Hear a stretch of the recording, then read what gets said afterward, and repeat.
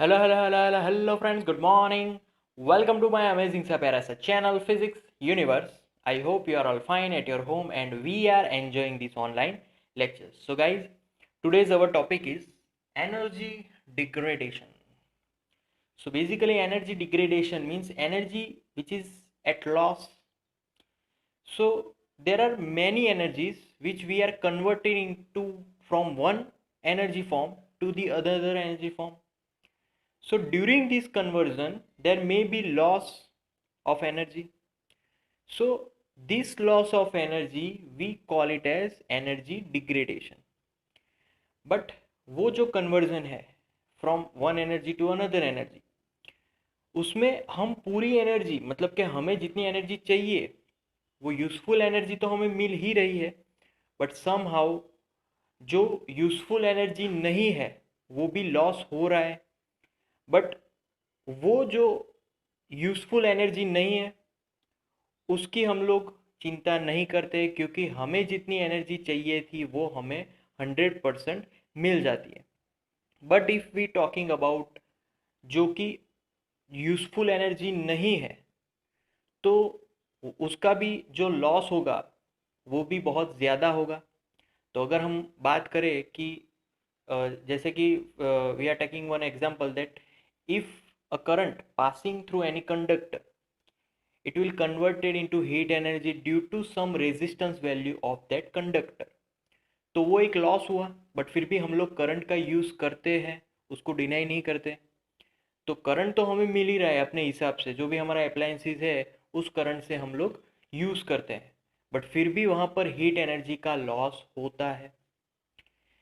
अगर हम electric bulb की बात करें तो इलेक्ट्रिक बल्ब को हम लोग ऑन रखेंगे तो we getting light energy from electricity, but वहाँ पर हीट एनर्जी भी प्रोड्यूस हो रही है जो हमें यूज़फुल नहीं है.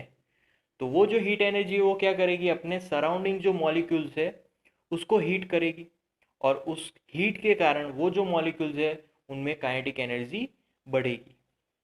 सो उसका हमें कोई मतलब ही नहीं है. तो वो जो एनर्जी है वो लॉस हो गई. अगर हम ज़्यादा उस एनर्जी को लॉस को अगर हटा सके, जितना कम कर सके उतना हमारे लिए बेहतर होगा कि हम ज़्यादा से ज़्यादा जो इनपुट है उसको एज अ आउटपुट यूज़ कर पाए. अगर दूसरा एग्जांपल लें तो हम व्हीकल्स ड्राइव करते हैं तो व्हीकल्स में फ्यूल बर्न होता है. तो फ्यूल बर्निंग से हमारा जो व्हीकल है वो गर्म होता है. तो वहाँ पर जो हीट एनर्जी प्रोड्यूस हुई, जो व्हीकल गर्म हुआ उसका भी कोई यूज़ नहीं है, बट फिर भी वो गर्म हो रहा है. बट हमारा जो व्हीकल है तब भी ड्राइव हम लोग कर सकते हैं, बट फिर भी लॉस हो रहा है. अगर उस लॉस को हम कम कर सके और फिर से उसी जो कि पूरा एनर्जी को हम यूज़ कर पाएँ तो ये हमारे लिए बेहतर होगा.